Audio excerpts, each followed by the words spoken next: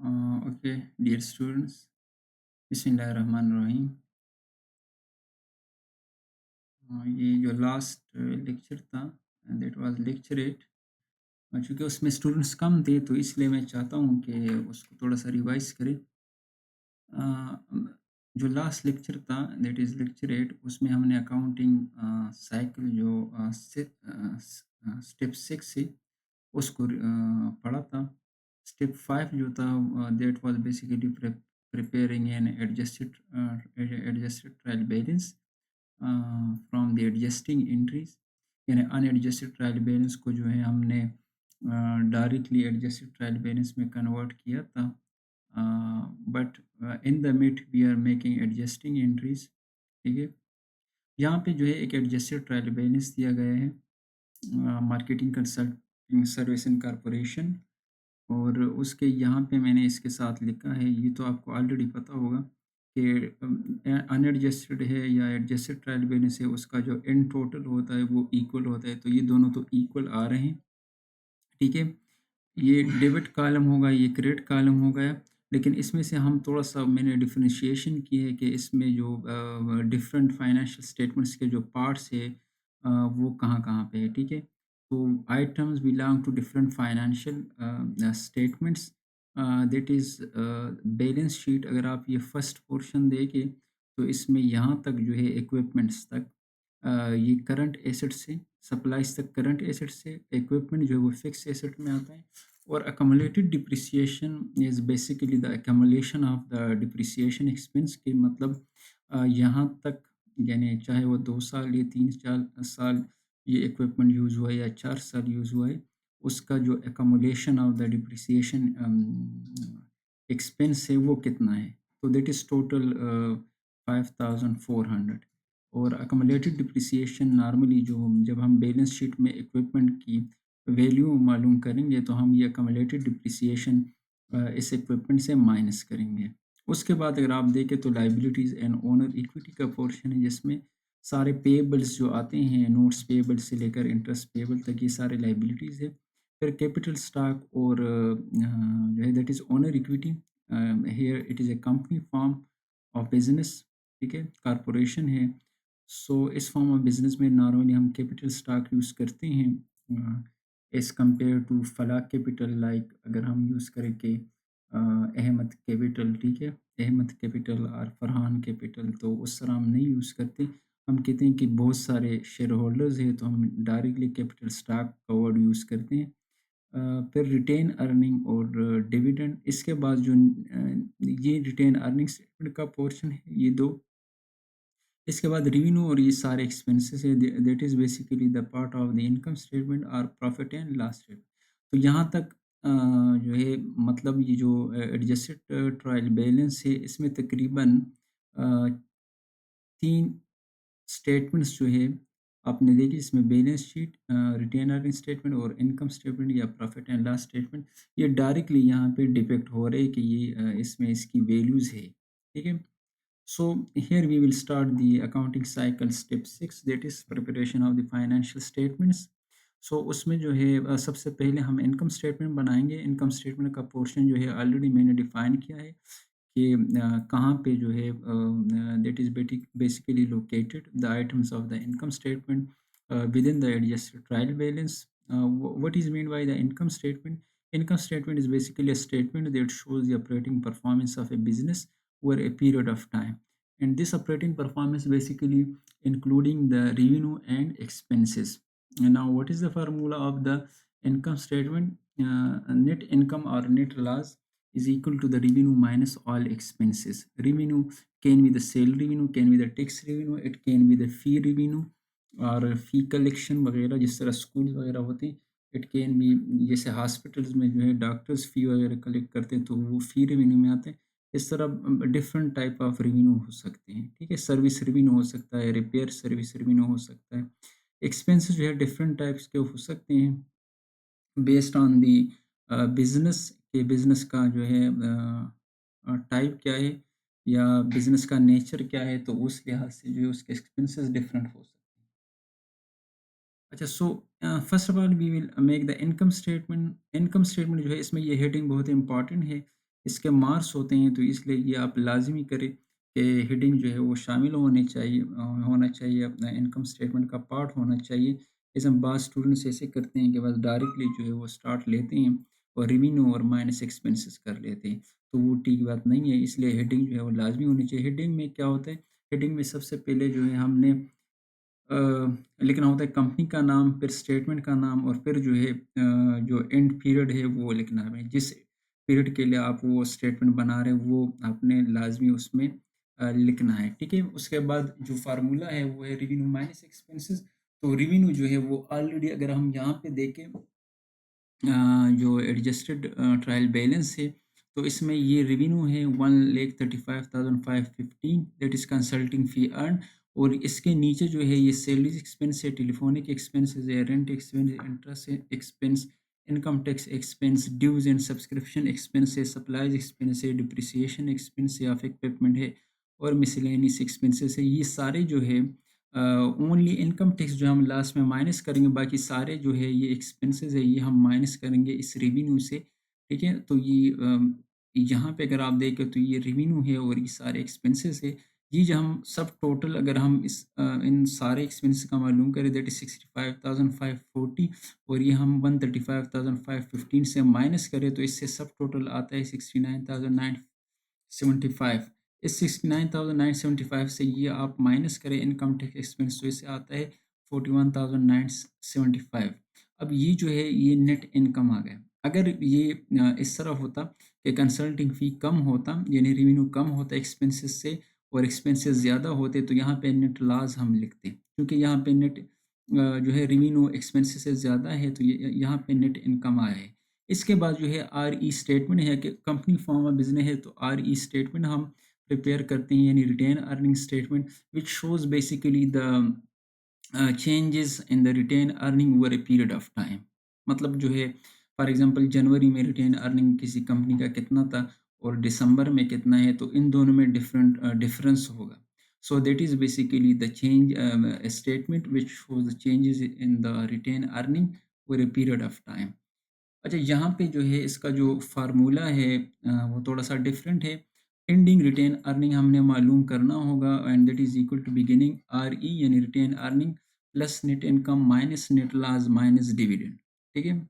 इसमें आपने net income plus करना है। दैट इज़ द रीज़न कि हम जो है इनकम स्टेटमेंट पहले बनाते हैं, क्योंकि जो retain earning beginning retain earning है उसके साथ हमने नेट इनकम को प्लस करना है, और अगर net loss for the period आए तो वो माइनस करना है। और डिविडेंड जो है वो भी माइनस करने हैं। डिविडेंड क्या होता है? Dividend is a portion of profit which is distributed among the share holders, ठीक है? तो नॉर्मली बोर्ड ऑफ डायरेक्टर्स जो होते हैं वो डिविडेंड अनाउंस करते हैं अराउंड अबाउट नवंबर के महीने में, ठीक है? और दिसंबर में इसे दे देते हैं। So that is basically the declaration date of dividend और अनाउंसमेंट डेट ऑफ डिविडेंड, और फिर जब वो देते हैं तो उसके लिए अलग एंट्री होती है, अनाउंसमेंट पे अलग एंट्री होती है उसकी, ठीक है? वो तो है जर्नल एंट्री की बात है। लेकिन यहाँ पे अगर आप देखें तो रिटेन अर्निंग स्टेटमेंट जब हम प्रिपेयर करते हैं तो बाकायदा हम डिविडेंड इसमें से माइनस करते हैं, हम इसमें से लेस करते हैं, क्योंकि that is already distributed among the share holders. Now beginning जो है आरई कहाँ पे होता है? बिगिनिंग आरई जो है यहाँ पे अगर आप देखें तो ये जो कैपिटल स्टॉक है इसके नीचे 16,350 जो है ये आरई है, लेकिन यहाँ पे कुछ लिखा नहीं है कि ये बिगिनिंग है या एंडिंग है। लेकिन दिस इज़ अंडरस्टूड कि ये जो है बिगिनिंग आरई है, ठीक है? यहाँ पे अगर जनवरी 1 लिखा हो तो भी ठीक है, ठीक है? इट मीन्स दैट बिगिनिंग है, लेकिन अगर ना भी लिखा हो तो ये बिगिनिंग है, क्योंकि ये एडजस्टेड ट्रायल बैलेंस है। और एंडिंग जो है हम एडजस्टेड ट्रायल बैलेंस में नहीं लिखते, बल्कि वो हम डायरेक्टली ट्रांसफ़र कर देते हैं बैलेंस शीट में, ठीक है? This is amount of the dividend. So यहाँ पे अगर आप देखें तो जो आरई स्टेटमेंट है उसमें हमने जो है बिगिनिंग आरई 16,350 एड नेट इनकम ये वाला जो है 41,000 ये हम ऐड करते हैं तो इसके प्लस से आता है 58,325, और इससे हम लेस करते हैं डिविडेंड दैट इज़ 30,000, तो इससे एंडिंग जो रिटेन अर्निंग है दैट इज़ 28,325। अब ये जो एंडिंग आरई है ये हम ट्रांसफ़र करेंगे इसकी जो वैल्यू है, और इसको जो है ऐड करेंगे विद द कैपिटल स्टॉक, और कैपिटल स्टॉक कहाँ पे है? कैपिटल स्टॉक यहाँ पे ऑलरेडी अवेलेबल होगा। ये जो है ये जो एडजस्टेड ट्रायल बैलेंस है, इसमें अगर आप देखें तो ये जो वैल्यू है ये कैपिटल स्टॉक की वैल्यू है, ठीक है। So it means that income statement जो है रेवेन्यू माइनस एक्सपेंसेस, इससे जो है नेट इनकम या नेट लॉस आएगा, ठीक है। इस उस नेट इनकम को हमने ऐड करना है आर ई स्टेटमेंट में, बिगिनिंग आर ई के साथ, और लेस करना है डिविडेंड को। उससे जो आएगा यानी जो एंडिंग आर ई आएगा उसको हमने एड अप करना है कैपिटल स्टॉक के साथ with in the balance sheet. अब थर्ड जो स्टेटमेंट है दैट इज बैलेंस शीट, ठीक है।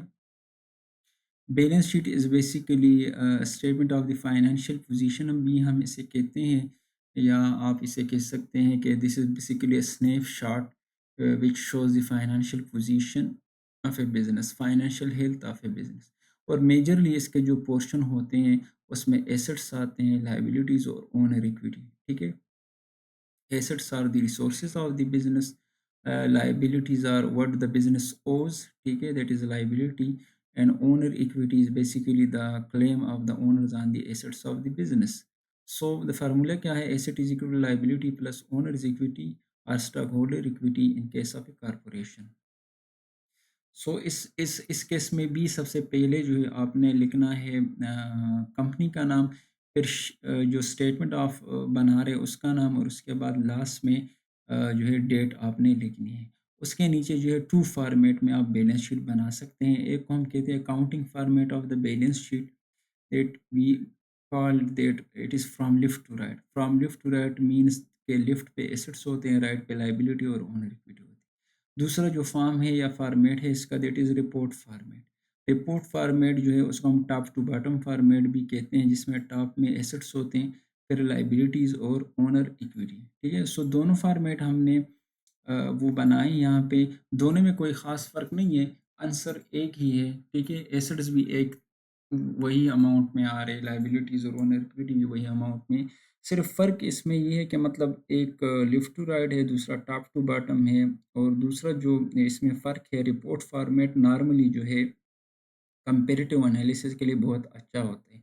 मतलब यहाँ पे अगर आप देखें तो इसमें हम कंपैरेटिव एनालिसिस नहीं कर सकते अकाउंटिंग फॉर्मेट में। लेकिन रिपोर्ट फॉर्मेट में अगर हम यहाँ पे 2008 फॉर एग्ज़ाम्पल ये फिगर 2019 के है, तो यहाँ पे 2020, 2021, 2022 उसके फिगर्स आ सकते हैं। तो बहुत सारे साल के जो है उसके फिगर्स को आप कंपेयर कर सकते हैं, और कंपैरिज़न के लिए वो अच्छा होता है। और नॉर्मली रिपोर्ट फॉर्मेट वो फॉर्मेट कहलाता है जिसमें रिपोर्टिंग होती है किसी कंपनी के फाइनेंशियल स्टेटमेंट्स की। लाइक एनुअल रिपोर्ट्स में जब डिमांडेड होता है तो वो रिपोर्ट फॉर्मेट होता है। अकाउंटिंग फॉर्मेट जो है इंटरनल यूज़र ज़्यादा यूज़ करते हैं, और रिपोर्ट फॉर्मेट एक्सटर्नल यूज़र ज़्यादा यूज़ करते हैं, ठीक है। यहाँ पे अगर आप देखें तो स्टार्टिंग हम एसेट से लेंगे, और एसेट से जब हम स्टार्ट करेंगे तो लिक्विडिटी ऑर्डर को फॉलो करेंगे जब हम जो है एसेट्स को लिखेंगे, ठीक है। लिक्विडिटी ऑर्डर इसे कहते हैं कि मोस्ट लिक्विड एसेट सबसे पहले होगा और लीस्ट लिक्विड एसेट बाद में होगा। और इस तरीके से जब हम करेंगे तो हम इसका मतलब ये है कि करंट एसेट्स पहले लिखेंगे और फिक्स एसेट्स बाद में लिखेंगे, ठीक है। सो करंट एसेट्स का अगर आप देखें तो इसका टोटल बनता है 44,175। ये ऊपर ऑलरेडी जो है एडजस्टेड ट्रायल बैलेंस है, ये फिगर्स हमने ली है, ठीक है। उसमें मैंने आपको रिकॉग्नाइज़ किया है कि कहाँ से कहाँ तक करंट एसेट्स है, जस्ट वहाँ से कॉपी करें, यहाँ पे पेस्ट करें। इसी तरह इक्विपमेंट आपने 18,000 इसकी वैल्यू है, और कम्युलेटेड डिप्रिसिएशन इससे हम माइनस करें तो इसकी टोटल जो वैल्यू है दैट इज़ इक्वल टू 12,600। तो ये दोनों अगर हम प्लस करें तो इससे आता है 56,775।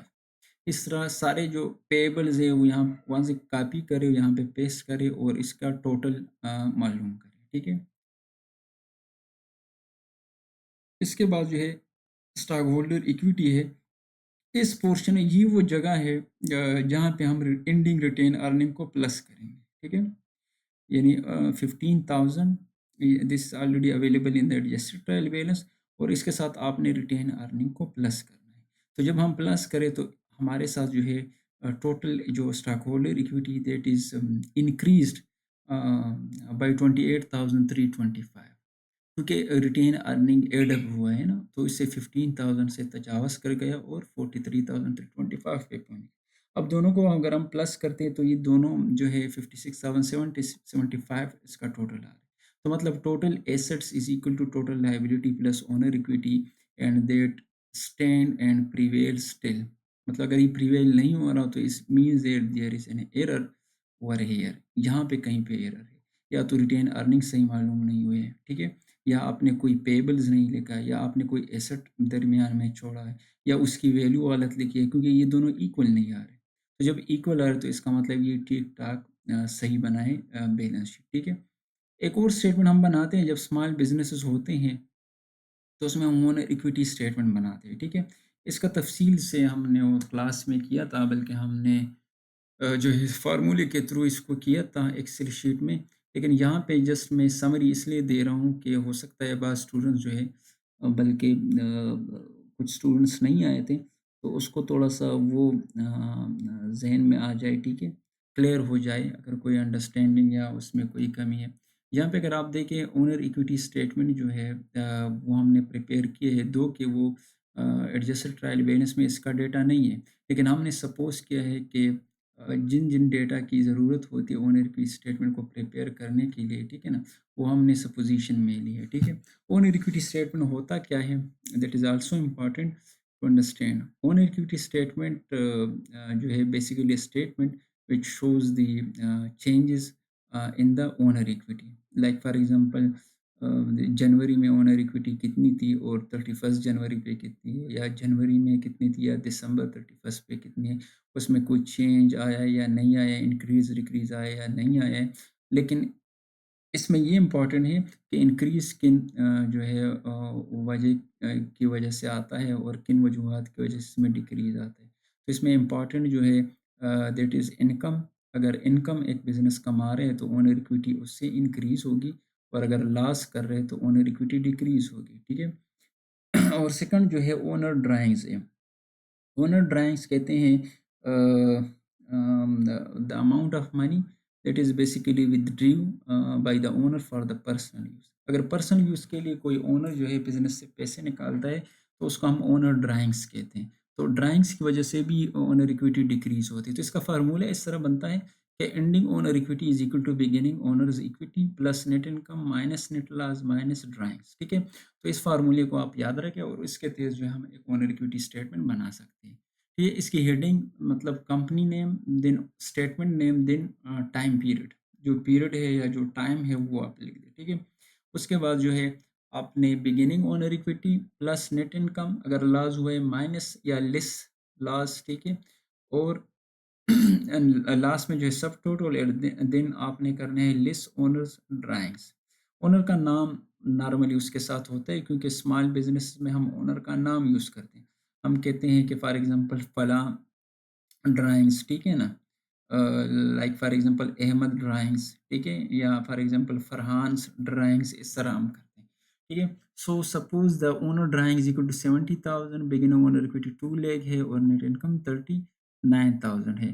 तो beginning owner equity 2 lakh plus net income 39,000, सब टोटल 239,000 आ गया, less owners drawing 70,000, this is equal to 169,000, that is ending owner equity. अब जब चूँकि स्मॉल बिज़नेस है, तो उसमें जब हम बैलेंस शीट बनाएँगे तो उसमें ये पोर्शन नहीं होगा, ये रिटेन अर्निंग नहीं होगा और ये कैपिटल स्टॉक आपने नहीं लिखना है।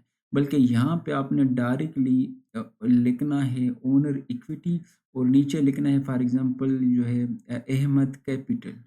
तो अहमद कैपिटल के सामने आपने डायरेक्टली ये जो एंडिंग ओनर इक्विटी है, ये फिर आपने वहाँ पे लिखनी है 169,000, ठीक है? यानी ये फिगर ये जो 43,000 है ये डायरेक्टली इस तरह आएगा, ये इक्वल होगा ओनर एंडिंग ओनर इक्विटी के। सो यहाँ पे जो है क्योंकि रिटेन अर्निंग नहीं होगा स्मॉल बिज़नेसेस में, तो ओनर इक्विटी स्टेटमेंट आप उसमें फिर लाज़मी बनाएँ।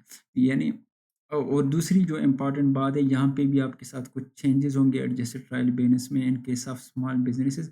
लाइक फॉर एग्ज़ाम्पल डिविडेंड उसमें नहीं होता, क्योंकि डिविडेंड शेयर होल्डर को दिया जाता है, तो नॉर्मली हम डिविडेंड उस adjusted trial basis of the small businesses उसमें नहीं होता। रिटेन अर्निंग नहीं होता उसमें।